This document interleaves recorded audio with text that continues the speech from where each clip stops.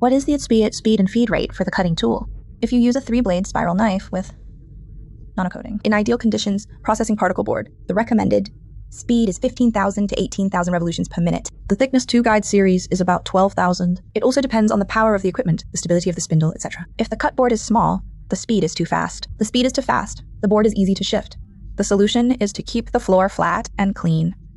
Use a diamond light bottom flat wash knife with a diameter of 30 to 50 millimeters to regularly wash the floor. Use a blower or a vacuum cleaner to keep the floor free of residual particles and dust.